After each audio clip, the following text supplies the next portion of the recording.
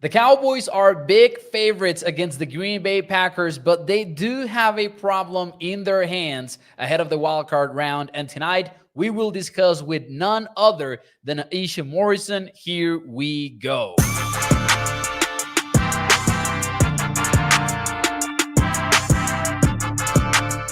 What is up, everyone, and welcome into A to Z Sports Dallas Primetime. I am your host, Mauricio Rodriguez, streaming with you live every Sunday through Thursday night at 8 p.m. Central here on Dallas On Demand Sports Talk Network. With a lot more content coming your way, make sure that you check out atozsports.com/Dallas. And as always, do me a favor and hit the like button for me if you enjoy the show. Welcome, everyone, on a Wednesday night ahead of the postseason. Tonight, I am not alone. I am joined by friend of the show, because we can officially call her. Yeah, we're friends at Yo, this point. yeah, it's the second time you're on Primetime. Aisha Morrison, you know her from the Cowboys Podcast Network. She is on TV now. You see Aisha Morrison on TV now. So welcome, Aisha. How are you? I'm well. Listen, that's like a one-time thing. I'm not, I'm not just on TV like that. But thank you for having me on today. I'm excited.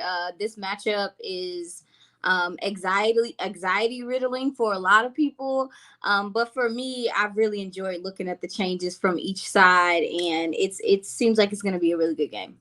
Yeah, and you know what? Let's get straight into it, because we were so impatient when you joined the call. We were already just talking ball, and we were just already getting into the whole Your nitty cheat. gritty of things. Mhm. But the elephant in the room to me is definitely Jordan Love, because I'm just gonna say this right away. Jordan Love finished the season with 4,159 passing yards and 32 passing touchdowns. The only two quarterbacks ever to exceed that mark in their first year as starters are Kurt Warner and Patrick Mahomes. Like, that's the kind of company that Yeah. Jordan Love, as a first year starter, his first year as a starter, is in. Third and fourth quarter led the NFL in passing touchdowns, passing yards, and completions. And in the second half of the season, he was the second highest graded quarterback by PFF. My reaction when I've been looking at these numbers and I've been watching his games on film has been basically Shaq's reaction. I owe you an apology. I wasn't really familiar with your game. That's the kind of reaction that I had. What was it for you, Aisha? Um, I think what stood out to me immediately, and see, listen, the draft kind of helped me out because when I saw him in preseason, I was like, okay, Yeah. okay. I think what stands out is just how natural he looks at the position. You know what I'm saying? Like, you see a lot of guys that play quarterback, especially in their rookie year, adjusting to the NFL, and you can see their jitteriness sometimes and stuff. But he has a real poise in the pocket, kind of similar to Dak when he first got started. And obviously the arm talent stands out right away, is that he can touch almost every part in the field with ease. I just think he's so not phased. And that's interesting to me. And so I think that's what stood out to me from him, is just how he can stand in the pocket and he's not afraid to make some of these throws, even with pressure in his face. So I've been impressed with him. He's been fun to watch. I'm so excited to see the next generation of quarterbacks for me. Yeah, and I think one of the things that I expected out of watching Jordan Love's film is like all of these easy buttons, because Matt LaFleur, I really respect him as the Mhm. offensive coordinator, like, head coach Yeah. slash offensive guru that he is with the Green Bay Packers. And I thought I would see a lot of that on film. And you do. I think You you do. see a lot of like keepers, and you just kind of like, roll him out a little bit and then just have him do the flood concept to one side and that kind of stuff. But you also see Jordan Love do like full field progressions. Like, you see him work left through right. And Mhm. as you said, like comfortable in the pocket, like working through all of that traffic, defensively speaking. And then you also see, and I love how JT O'Sullivan from the QB school always calls it, like the capital A anticipation. Mhm. Even in the Vikings game and the Bears game, because those are the ones that I watch the most, because Yeah. they're the most recent ones. You see him like throwing the football to guys that are not even out of their breaks. Yes, very confident. He's confident in his arm talent, but he also really trusts those young receivers. And I guess that's kind of what you get when you're like, you're young, I'm young, like we're just out here playing ball. And that's why, them making it to the Yeah. playoffs stands out to a lot of people because they are young, they are inexperienced, but they don't care. Like they have a freeness to them in how they play. And so you can see that again in his anticipation and some of the ways he trusts his receivers to make big time catches for him. Has there been anything, because the way that one of the things that also has stood out for me, and I'll use Jared Goff as an example. I don't want to knock on him, but yeah, like when you look at Jared Goff, I think you see him be this guy with the arm. He's got the accuracy. If he has a clean pocket, he will make you pay for it. He's able to push the ball downfield and do all that. But you know that when he's under pressure, it's a different ball game with Jared Goff. Like, he does take a step back when he's under pressure. And there are quarterbacks like that in the NFL. Like maybe if you blitz him, he takes a step back, that kind of stuff. Mm-hmm. I'm not sure what that is for Jordan Love. And that's one of the things that's bothered me a little bit this season. And maybe it's also because he's playing behind such a good offensive line, right? Third least pressured QB per PFF, for example. And maybe that's it. But I think that when you look at the splits, statistically speaking, I don't think there is one that it's like, aha, this is where you suck and this is where we're going to make you pay for it. I don't know if you found anything where you can say this is the thing. Well, so we've talked about the pressure, and that's what I mean about him just being young and being free, because there are plenty of times on film that his left tackle is getting walked back into him, and he's just standing in the pocket. He's just maneuvering the pocket, trying to figure something out. He's just not rattled like that. And I actually tweeted out today, I cannot stress enough that you have to physically affect the quarterback. You cannot just pressure him and think that's enough. That doesn't phase him like that. I will say, like, I think I read, yes. So if he's pressured, the statistics say if he's pressured more than 14 times, then some of those numbers drop. Now, we know the Cowboys are able to get to the quarterback often. I think what it is with him is if you pressure him a couple times, he'll shake it off.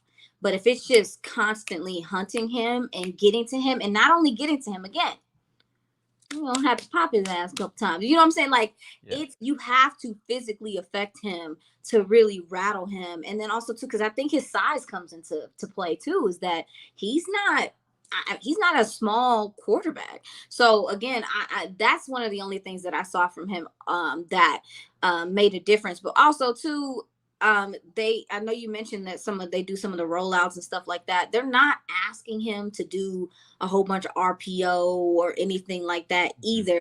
But when he has been asked to do those things a few times, you can see he is a little loose with the ball in his hands, and he can even be loose with the ball in his hands in the pocket. So I do think there are some opportunities there. He's a young quarterback. I would very much so hope that the Cowboys disguise some things, maybe show and go, things like that, and manipulate with the safeties. Well, and the thing also, and I agree with all of that. The thing also is like with Zach Tom. Zach Tom is like a second-year player, and I understand the right tackle, right? He's been playing, he's been lights out for the Packers now for a while, but it's a whole different ball game to go up against number 11 and number 90 when you're not facing 11, right? Like, and Dan Quinn with the whole pressure stuff. But I also think this is one of those games where I want to see Micah Parsons move around a lot and maybe not have him play a whole lot against the right tackle, because you mentioned the left tackle maybe having those struggles there. And I saw one play from the Carolina Panthers game where he pulls a Chuma Edoga, and it's kind of like working towards the defensive back and then allowing a free rusher through the B gap. And that sort of mistakes, you can exploit them. But this is a game where I asked a colleague of mine from ADC Sports who covers the Green Bay Packers for ADC Sports. And I asked him, where do you line up, Micah, if you know he can move around and exploit these guys? And he said center and right guard. So that's another A-gap kind of ball game for you with Micah Parsons in this one. And as you said, like, if he's pressured consistently throughout the entire game, maybe you get a different version of Jordan Love. doing that through the shortest path to the QB would maybe get us a very different version of Jordan Love. Oh yeah, absolutely. I mean, you mentioned I looked all across their offensive line from start to finish, and the right guard is it John Runyon? Run, Yep, yeah, that's how you say it. I think so. On the season, he's given up 21 pressures, 13 hurries, 2 sacks, and 6 QB hits. One thing I noticed from him is he's not the best when they're trying to get to the second level. He he struggles with speed, man. Like I'm telling you, I saw him kind of whiff on some of those tackles, on some of those. Yeah, I saw him whiff on when they were doing some of their reach blocking things. So that was something to keep an eye on. But when you talk about the center, absolutely, that is definitely he's given up 5 sacks on the year from there. And I mean, you know what I'm saying? Yeah. So I would definitely attack there. I expect for the Cowboys to do some changes, maybe late in the clock with some of their alignments and things like that. Because I also noticed that the communication between the left guard and the left tackle, the left guard is having to help out the left tackle at Mm. times. And so there will be some, to me, there looks like there will be some opportunity for the Cowboys to maybe get them a little mixed up with communication. I know the Cowboys, they do stunt at a high clip. I'm not sure if you do that a whole bunch this game, especially early with how how Green Bay is actually good on first and second down running the ball. But when you do get those opportunities, I think to your point, this offensive line is good. I think it can be shaken up with some of the communication. And one thing a lot of the players mentioned today in their interviews was just how loud that home crowd gets. And again, you're talking about is one of the reasons why the Cowboys are good at home. That home field advantage is starting to get turn into a real thing. It's going to be crazy in AT&T Stadium, and I expect for it to affect some of the communication of that offensive line and also this young quarterback coming in. That's something that I hadn't thought about. Like, let's talk about that, like the home crowd noise. Mm-hmm. Because I don't remember. I have not been to AT&T Stadium a whole lot. Like, I'm in Chihuahua, Mexico. It's maybe a little bit more complicated to make it work, right? To arrange the whole vacation and go there. But I remember, like, for a few years, or at least for like several years, noise wasn't exactly like a big thing right in Dallas. I don't think it was like Mile High Stadium when people just shout incomplete every time there's an incomplete pass or something like that, which is crazy. But this year, has it really changed? Is the Dallas home crowd noise really becoming a thing in your eyes where it's like, oh, this is going to rattle some teams?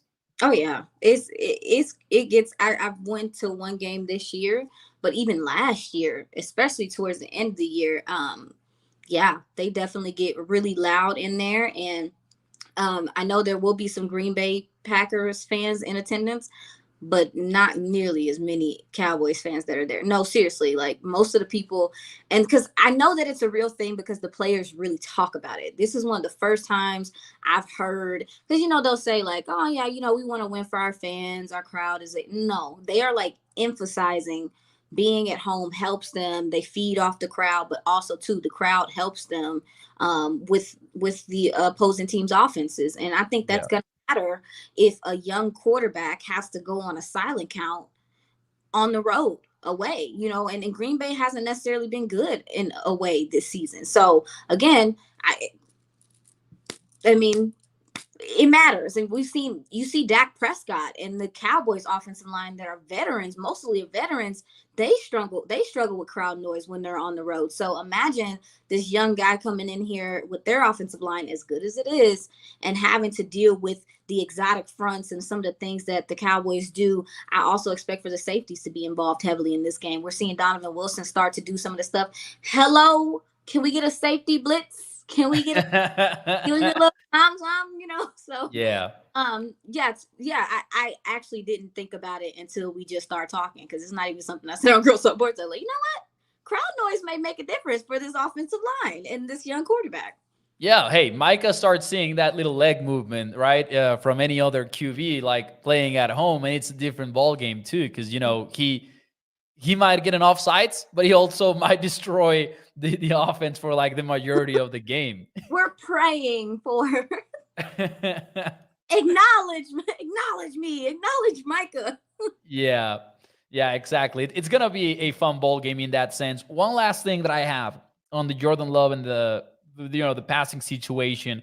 People have made a big deal, and I mean like a big deal. Mike McCarthy was asked about this. I think Jordan Love is asked about this. I've seen countless like Twitter clips where they mention it. People have made a big deal out of like the Kobe throw from Jordan Love, where he's kind of like playing basketball in like when he throws the football, and people have praised it a whole lot. I'm not sure we should be praising it. Like it's fun to watch it, but it's not a good thing. No, it's not. It's not. And that's one of the only things that I noticed from him. And again, it's funny because if I'm not mistaken, I have heard some people say that the comp to Jordan Love is a Dak. And one thing, I know you remember that last play, very similar against the Patriots overtime. When CD scores, he Oh waves yeah, goodbye. Guess what Dak was doing? was he Throwing doing off like the fadeaway? one leg, fadeaway thing, mechanics aren't perfect, and then he got a calf strain. Yeah, that's where he gets hurt. I was gonna say, yeah, that's true. It's mechanics matter, dog. Like they matter, especially too. And that's what I meant when I said like he really trusts his arm strength. He does. He trusts his Yeah, arm. But when you don't have that lower body, yeah, we don't have that lower body surge. It makes a difference, and he can. Again, he can make some really dope throws off of different platforms. I think it makes him impressive. It's Aaron Rodgers-esque in a way, to be honest. But with a young quarterback, I think it does matter, but it also does matter the defenses you're going up against and what their ball skills are. Because if you're floating that thing and you're expecting for your receiver to get it, everyone doesn't have Dallas Cowboys ball hawks. They don't. So I do think that he has to be careful with some of that in this game. Those are things he does sometimes when he's pressured and he's uncomfortable. It works out for him sometimes. I don't know how often it's going to work out for him. But this, again, we're not asking for him to be perfect. He's still young and developing, so he deserves time to work through those things. yeah. But hey, while he is developing, Not the this, Cowboys. not this week. Yeah, exactly. While he is developing, the Cowboys better be ready to take advantage of those mistakes. And we can like tie all of what we've talked about together by just like pointing out. You mentioned when he's hit over and over and over again, then Yeah, the inconsistencies might start. And I would tie that directly to the mechanics thing, where you are the fifth most aggressive QB, like in drop back or attempt percentage. In deep throws, he's the fifth highest. Like he's got the fifth highest deep pass percentage per PFF. And it's like, if you're going to live in that world, you better have your mechanics down. Because if not, then the mistakes are going to take place. And that's where Dayron Bland and all of those guys are going to be able to, pick off the ball and make the most out of that. yeah, he's number one in throwing 20-yard passes, 20+ yard passes. This offense, when I looked at it, I was really taken aback by how much he was attacking the middle of the field. I'm not even gonna hold you, because I was sitting here like, and I even asked Mike McCarthy today. I'm like, yo, this is a young dude, like, because with young quarterbacks, that's a scary place. Yeah. That's a scary place. But from looking at him, he really is. He's not afraid to attack there, and I think that's great. But if you go up against a defense that shows different looks, maybe disguises some things, I do think he's still working through some things. And I mean, like I said, I'm impressed with the arm talent and what he's able to do. And this offense is explosive. This offense has the ability to be explosive. Now, I do think they do a lot of the intermediate stuff so they can get behind you. So they're kind of setting a lot of stuff up. It's a setup with a lot of stuff. And yeah, they want to hit you in your mouth.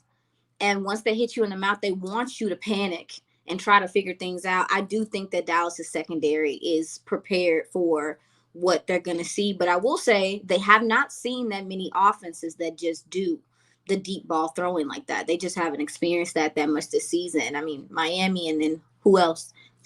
Seattle. I mean, Yeah, I would say like, and I won't even remember like exactly how those games went, but like you could say Philly in the sense that they either run or throw it deep, but yeah, it's also not a complete passing offense, right? Which is what's costed them so much this year, especially late in the year. So I would say, yeah, like the Seahawks, Lions are different. I would say the Bills can be that team, but they were not against us. They didn't need to. Yeah, pass on the ball. So Yeah, I'm trying to think. Maybe the Rams. Maybe. Rams could be. But yeah, I mean, you haven't seen I don't think they've seen that many offenses that are so willing to just throw the ball downfield. Now, I will say I do think that the defense expects for them to come in this game and want to run the ball. But I think a lot of them running the ball now is just to keep you honest and to also set up play action. They'll run the ball, like they'll definitely get to it. But what they have in the passing game, I personally think it wouldn't be like them to just totally be like, we're just going to run the ball. Now, they might pull a Bills. They might Yeah. pull Bills. But I also think that the Cowboys offense at home puts pressure on you to where you can't. Well, that's what we're looking for them to put pressure on them to not be able to just run the ball and play keep away, which a lot of people do because your quarterback's good. Yeah. And hey, if they pull a Bills, as long as the Cowboys don't miss 12 tackles again, it's like it won't be that ugly. Yeah. And the Dolphins game and the Lions game specifically, those two, and especially because they happened right after the Bills game. Mm-hmm. I was blown away with how the defense played. Like, it wasn't pretty, right? They allowed over 6 yards per play and all that, but they forced field goals. They made tackles for losses. They made sacks. They made turnovers. Like, that kind of stuff is what they balance, how they balance things. I don't know if you've noticed something out of those two games, like the Lions game and the Dolphins game, where it seemed like they were pretty much stopping the run. Not necessarily throughout the entire game, but I remember Raheem Mostert when he was banged up in that Miami game, and he had 9 carries and was averaging 3.4 yards by the time that he went out. Or early in the game versus the Lions, they couldn't get anything going in the run game. And I know it might be different because this is, as you say, like a team that's going to make you stay honest and all that because they have the play action. And maybe they're not the most heavy play action team in the league, but they are pretty damn effective when they use play action. So, because that's what I've seen, like they're pretty effective with it, Yeah, but they're also not going to be like 50% of the dropbacks for Jordan Love are play action. Oh yeah. Some of the differences I've seen in the defense, some of the adjustments and that I think when is made. Number one, Micah is playing linebacker sometimes, and that's gonna help you either way.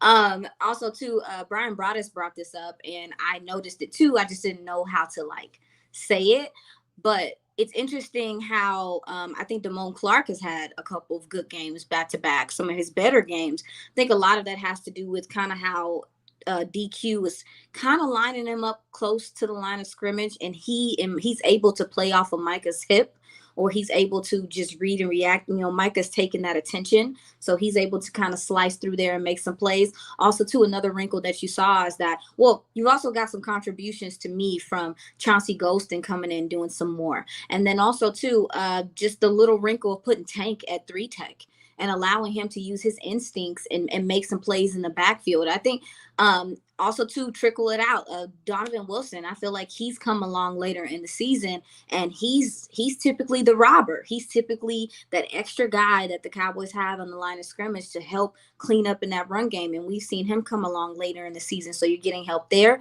Then it's all hands on deck. You got corners that like to tackle. That's a blessing. It doesn't matter when you have your tackles coming up. I saw Jordan Lewis feel like a linebacker last week. It was crazy. It's I think the difference was they were definitely upset at themselves from that Bills game, and they just decided we're not going to let this happen anymore. And I think it's just been all hats to the ball, supreme effort. But I think I really do think it starts with Micah kind of being in that middle and being able to on rundowns situationally, and things being able to open up from there.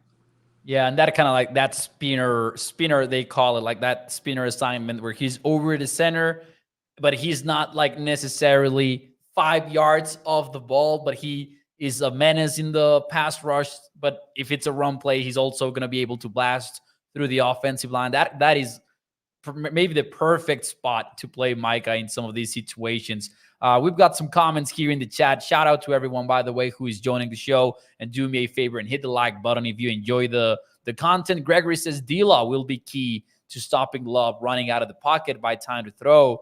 To buy time to throw, excuse me. And then Toxic says the defensive line depth has stepped up as of late too.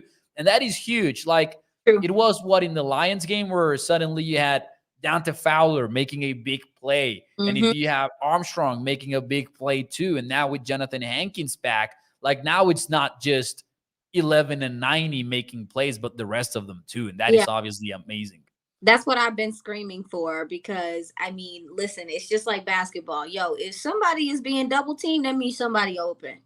Yeah. That means somebody's open. And if Micah is drawing 3-2 offensive linemen, there's no reason why these other gentlemen shouldn't be able to get to the line of scrimmage. They're going to get behind the line of scrimmage. Teams are going to sell out to stop it, Micah. It's just the reality of it. And so, yes, those other guys are going to have to win. And, I think that DeMarcus Lawrence has had one of the best seasons of his career. I've been so impressed with him this year, but he does a lot. And don't get me wrong, he can still rush the passer, but his role, and really distinctly, is to be that run stopping guy. And so I'm looking at that. I'm like, okay, Dante Fowler, Oso Odigizua, I need you guys to win. I need you guys to win your one-on-one matchups, because 9 times out of 10, just what you're getting is a one-on-one matchup.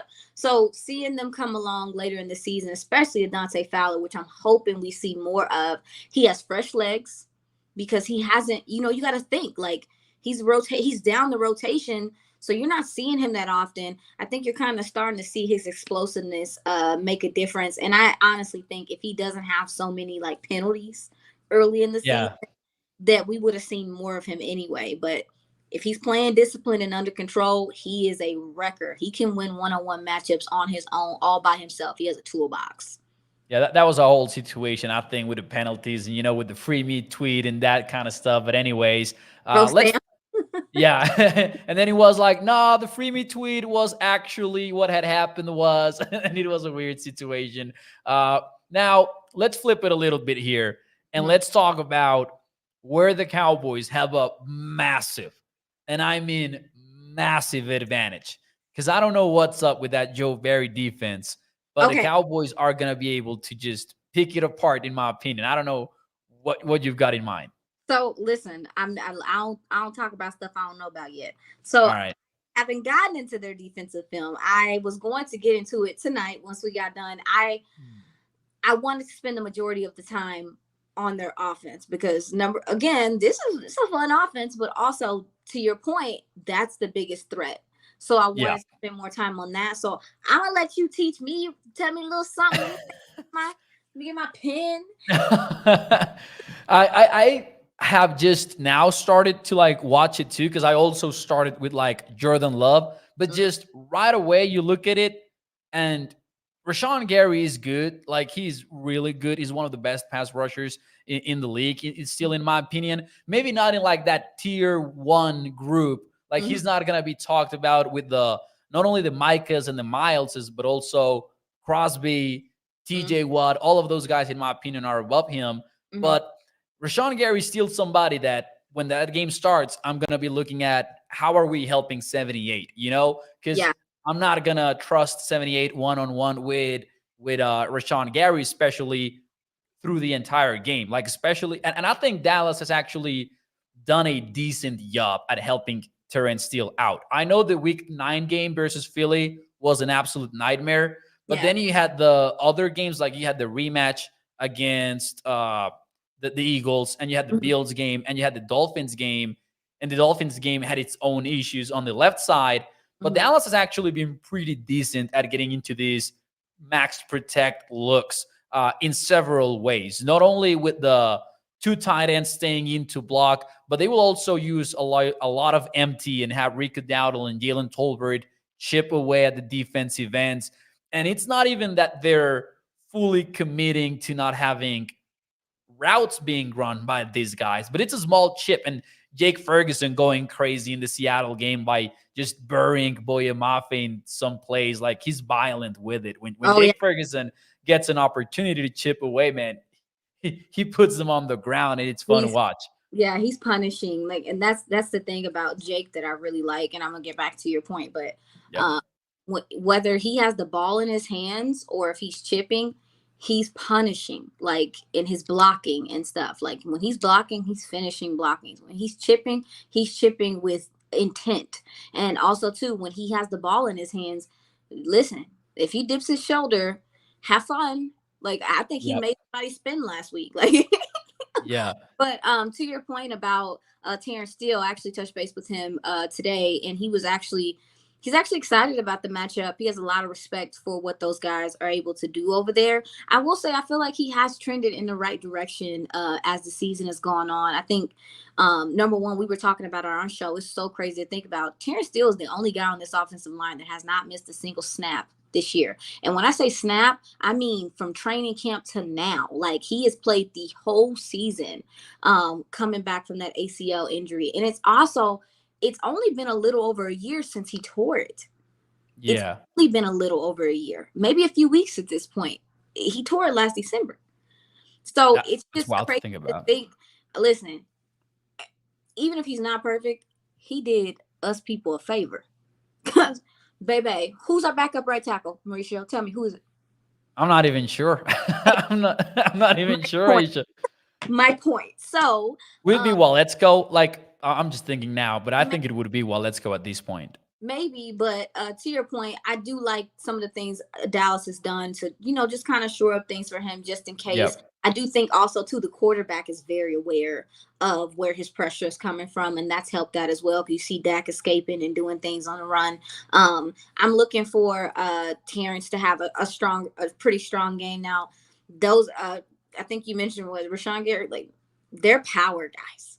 I Yeah. mean, I don't look at any of those guys as like straight up speed bend, but I do see speed to power and things of that nature, which have given Terrence some issues. They also do some of the wide nine stuff, which is putting a lot of stress on a lot of left and right tackles at this point. So, you mentioned how the Cowboys are bringing the tight ends in. I like how they do it with the running backs too. To your point, where they line them up, line them out wide, and they just kind of slide in and just kind of you know kind of check the guy and then Yeah. open in the flat to make plays. So yeah, I think Terrence will be okay this game. Yeah. And I've seen some comments here like trying to chime in into the backup right tackle thing. Like people are like Chuma maybe. And maybe, but I think Chuma, I think they would leave him on the left side. I'm not sure though. Like as you say, like I'm just not sure. So that speaks volumes as to how Thank you, helpful. Yeah, yeah, exactly. thank you, Terrence. Thank you, Terrence. That's a good way to put it. Now, Packers defense, though, coverage wise, it's a cover three team, and it's a cover three team by a long shot. Like, I think it's easily their most common coverage. And I like to hear that because I feel like, the Dolphins game and the Bills game, that was a too high, the too high defenses and the Packers might change it up, right? And they might have like these rotating safety stuff that Sean McDermott and Big Fangio were doing against the Cowboys, but it's not their identity. And I also look at the players that they have, and it's a different ball game. One of the things that I said a lot in this show is like coverage grades from PFF. I know grades are not perfect from PFF, but before the injuries with Miami, they were top 6 in coverage grades per PFF, and so were the Bills. The Packers are 19th, and it's different. It just is. When we saw the game versus the Commanders and the Lions, we were reminded of that, I think.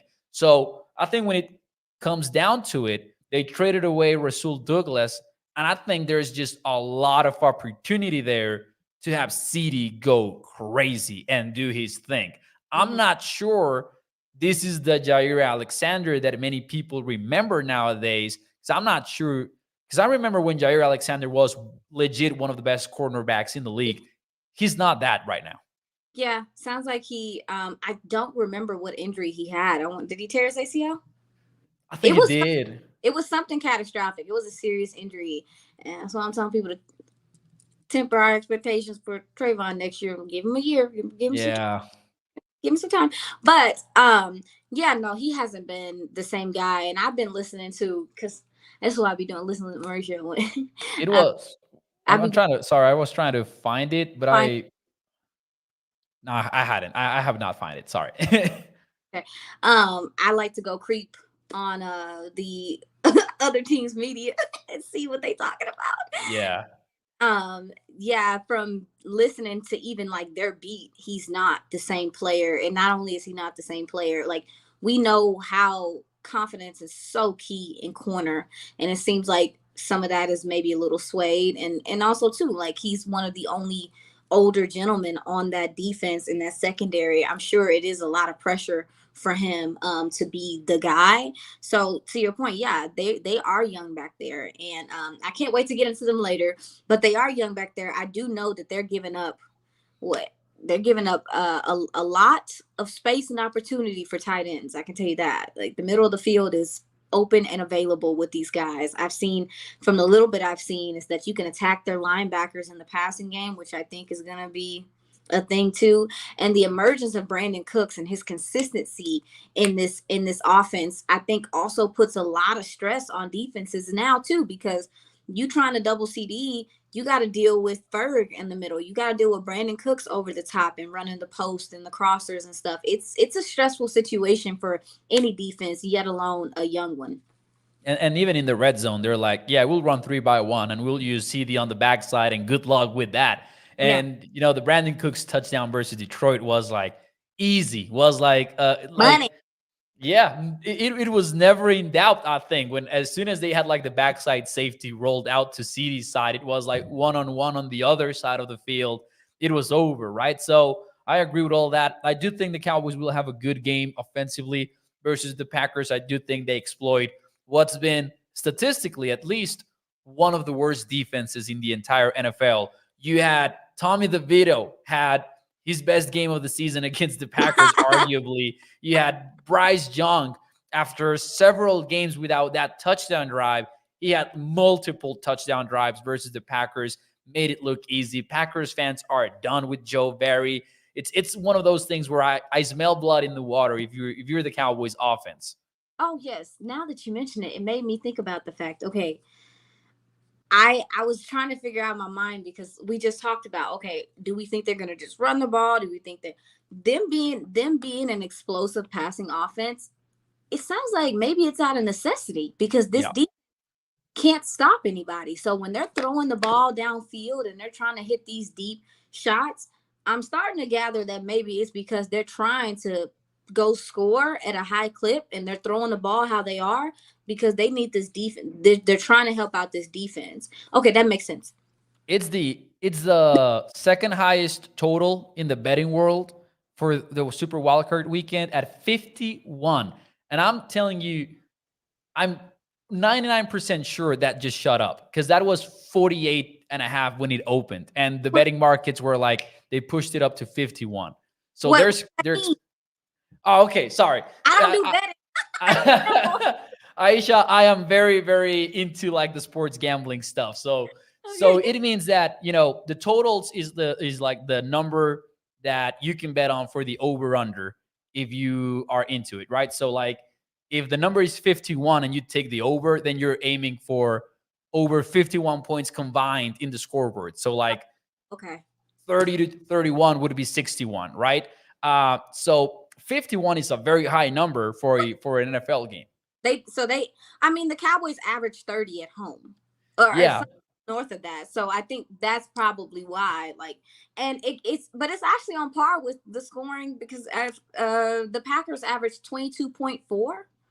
So it's about 30-22. Like it's about there, it sounds like. So yeah, it makes sense. and it's crazy that but like that line movement for it to have opened it 48 and a half and then to have it shoot up to 51 and a half, that means like money came in on the over because they're like maybe along thinking what you're thinking, like, oh yeah, this is gonna go over easily, just look at what they average. So I thought that was interesting. Just to give you additional context, like the only game over 51 is 51 and a half, and that's the Rams and the Lions, which is expected to be a Crack crazy, me. insane shootout. Yeah. Crack me. Yeah, that's gonna be a fun game, by the way. I'm gonna be so ready for it too. Anyways, before we move on, and maybe one more note from me on the Packers defense is they stunned, and they stunned a lot. So No, they. this is sorry. I said no, they don't. They do. They do. Yeah, they do. I think they have one of the highest stun rates in the league right Yeah. now, and it's like, That no sorry. wonder secondary is getting their no wonder the secondary is getting their tail whooped. They don't have the secondary for that. Yeah, because the Cowboys are also in that, space of numbers like stunt rate wise, but they have the Cowboys secondary. Yeah. That's crazy. And I did see that they're like ninth in blitzing. Yeah, they also blitz. They're definitely aggressive up front. Let me get you the number because Quarterback. I saw it in this Coach A, Cody Alexander, Okay. amazing resource. And stunt rate, this is gonna blow your mind. For the Packers, they're 29.7 stunt rate. That Amazing. is higher. That is higher than the Cowboys by 9.7%. Are they just trying to manufacture pressure because they're not getting pressure consistently with just because I was talking because that's one thing that I noticed is that their pressure is very progressive. Yeah. That's what I meant by the fact that their pass rushers are not bendy, fast. I'm gonna beat you every time. It is wearing on you as the game goes on with my power, and then I think their pressure kind of has to build up in a way. So I guess that would make sense because I was looking at some of their sack numbers and I'm like, oh, okay, these guys are getting home, whatever. But then when I looked at the film, I'm like, these people, I mean, Yeah. Justin Fields had all day. It just wasn't pretty, but he had all day back there often. So I was Oh, just and you that can't stunt that much against Justin Fields, I would assume, because he will just take off and run when he sees that which wide is what open hole, I guess. the difference between that is like you can do all that stuff if you want to. That gonna make you pay. Yeah. Especially with the blitzing. Now we'll say with the stunting, it does make a difference. We'll see if Tyler Smith is gonna be back this week. He did indeed practice today. He was limited, which is always a good sign. Per Christy Scale, she told us that Wednesdays, if you at least get a limited, that's a good sign. So we'll see if he's able to go because I do think that communication is going to be important. But big dog TJ Bass is holding it down and stuff. Yeah. Hey, you mentioned like that gonna make you pay for that type of stuff. Dak was lowering his shoulder in week 18 late in the game, and I was like, "Come on, man, no." Please.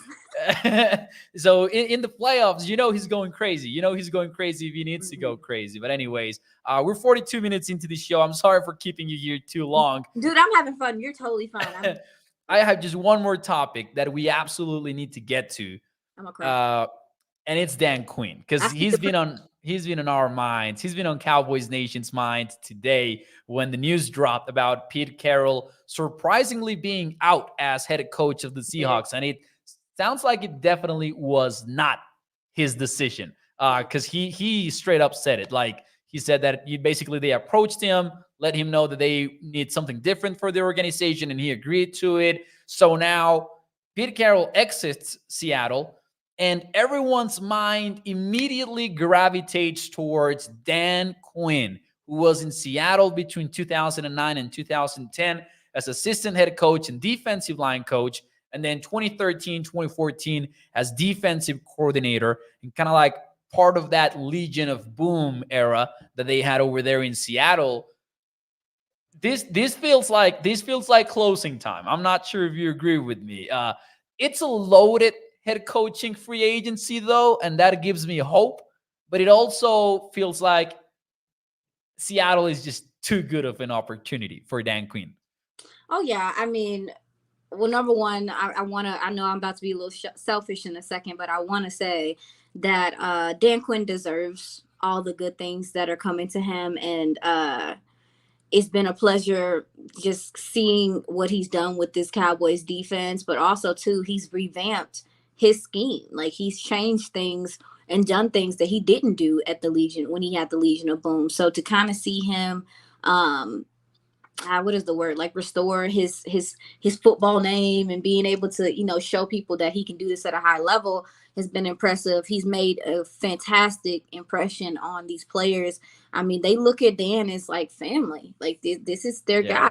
So To see him leave would be hard, but I would be very happy for him to get the opportunity. With that said, don't take nobody with you. If you're gonna take your ass on, you just don't.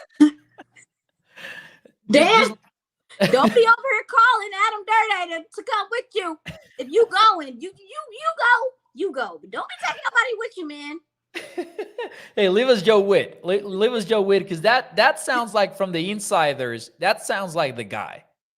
Yeah, I mean, obviously, when there was a point in time, I think, where Dan was out for a bit, and he was, Joe Witt took over and he coached, but he also, too, if I'm not mistaken, I think Joe Witt handles the third down defense, if I'm not mistaken. Oh, So, if that is the case, then the trust is already there. I don't think that schematically there would be like a huge drop off as far as like philosophy and things of that yeah, nature. But we just never know. Dallas might find a way. Dallas might be looking at other coordinators and stuff too. So, like you said, there's a lot of people that are available, and I mean, I knew it was coming. I mean, yeah, he's been saying no basically for the last couple years now, because he felt like clearly, with this Dallas team, he had something. And so whatever good comes to him, I'm happy for him. It would be definitely hard to see him go, and nerve-wracking and scary to see what this defense would be without him, because he has been the driving force of the changes that have been made here. He's had a big hand in the draft as well, so it's like, but other than that, man, I will say the only silver lining of him possibly leaving is that the guys go out there and play for him on at a very high level as he exits. You do it to the best of your ability. You put your best foot forward, and play for your coach. And on his way out, if he does decide to do that. yeah. And I think that's absolutely well said. Like, good for Dan Quinn if he does get that opportunity. Even though selfishly we might be like, damn it, because it's one of those things where, yeah, sure, Joe Witt maybe is of the same school of thought and all that, same philosophy, but at the end of the day, I kind of imagine, and this is just like my own vision of Dan Quinn, I kind of imagine like him, instead of journaling before going to bed every night or something, he's just like drawing the newest pressure that he's gonna whip out on game day. Like, I do think of Dan Quinn as this sort of mad scientist, or what if I could have this guy play this position?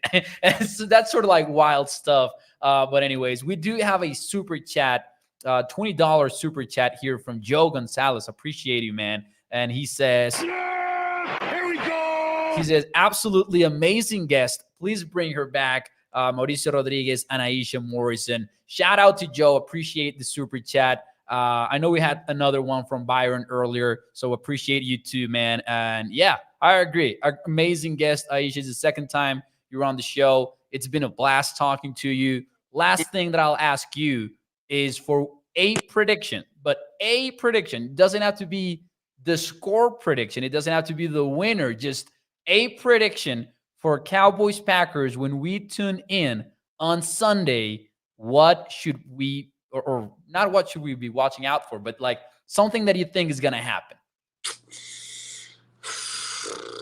I'm going to give you some time by reading this one too, because people are loving the show tonight. He says, Mo, you got to make Aisha a regular on the show. She's fantastic. And I agree. Thank you, man.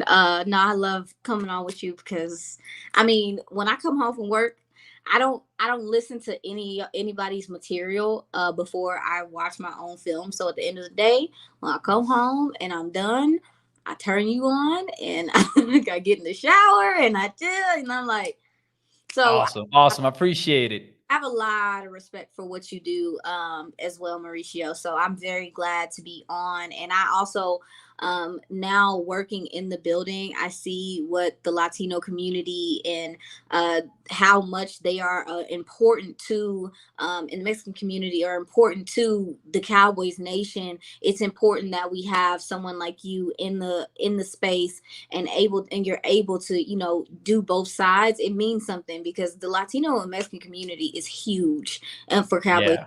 So for you to be a part of that, it's not something that goes unnoticed. And I am very thankful that you are here. Oh, awesome. That means the world to me, Aisha. I appreciate you so much. Of course, Here's my prediction. We've seen the safeties come along this last few weeks. You're getting better play from Jaron Curse, getting better play from Donovan Wilson, getting Malik Hooker has been stealthy. We talked about the deep shot. Who's back there? We talked about the deep play. Who's back there? Who hasn't had an interception this year? 28.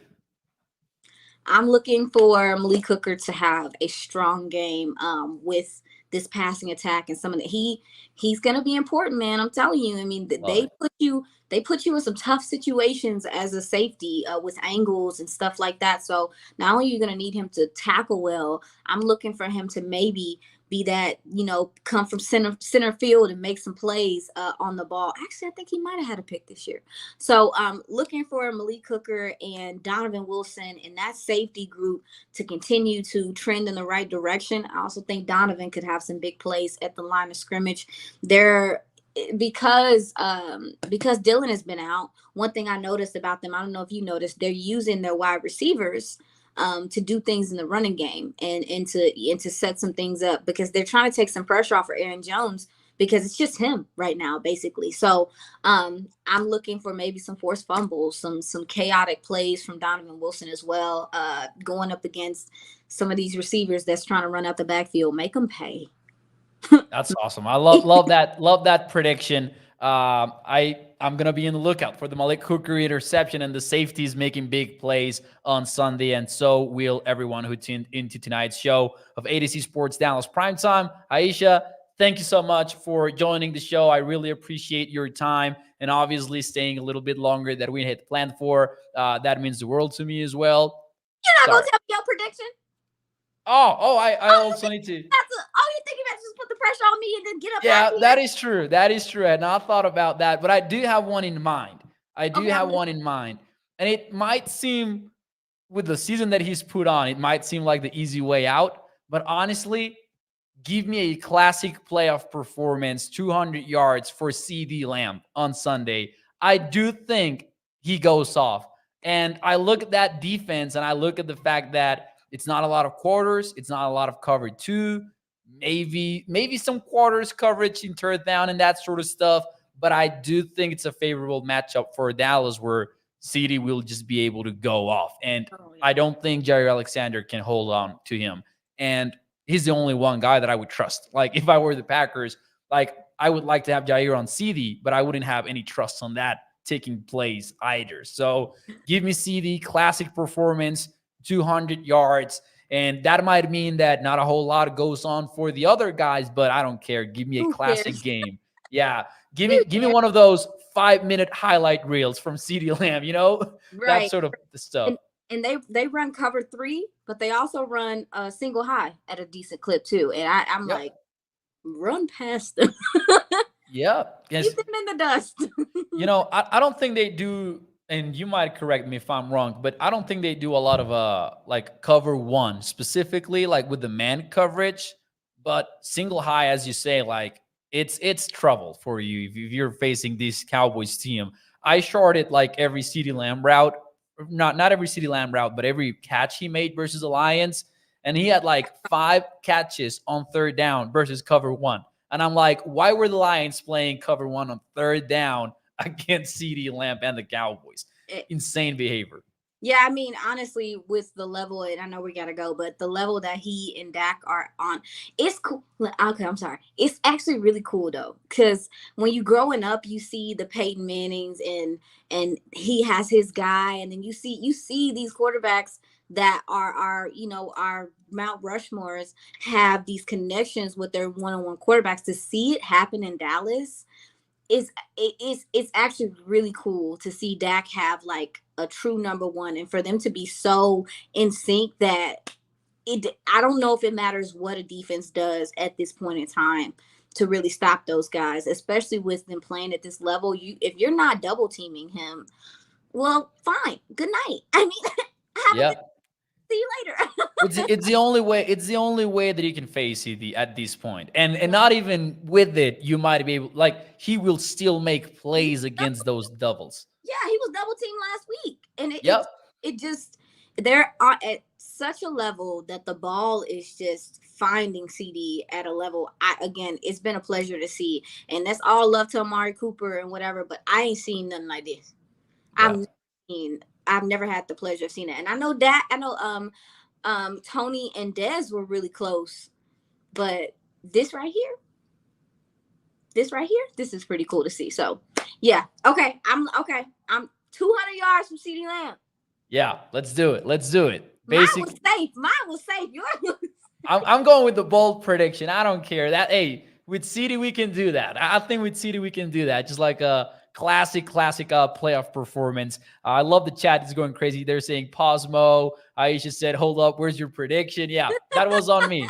That was on me. That definitely was on me. All right, but now for real. Thank you so much, Aisha. Appreciate you taking the time and going overtime with me here on ADC Sports Dallas Primetime. And as always, they can find you on Twitter at Aisha Morrison. They can find you on the Dallas Cowboys Podcast Network. And I'm not sure if I'm missing any plug, but hey, the floor is yours. Go for it. I will be, listen, later than sooner, I will be on the draft show this year. So check me out again. Later than sooner. Let's go. Draft show this year again. So. Oh, that's awesome. That's awesome. That definitely was a must listen. So excited about, having Aisha Morrison on the draft show. One of the most important shows on the Dallas Cowboys Podcast Network by far. Aisha, that's where Dane Brugler was. Like that's a massive thing. Congratulations. You absolutely deserve it. Ball. You really do. And it's so fun to talk to you about the Cowboys and follow you on Twitter and all that and listen to your shows, of course, as well. So thank you. And I don't know if you want to add anything. No, I don't need anything. Thank you for everyone in the chat. If you go follow me, feel free to speak to me. I'm typically very personable. So this has been dope, Mauricio. We're going to have to do it again when they go to the NFC Championship. Yeah, and then later the Super Bowl too. I'm going all in. I'm going all in. Right. Anyways, thank you, and everyone, hit the like button for me, and I'll see you tomorrow night, 8 p.m. Central. Thank you so much. Hit the like button for me, and see you el día de mañana. Muchísimas gracias. Bye bye.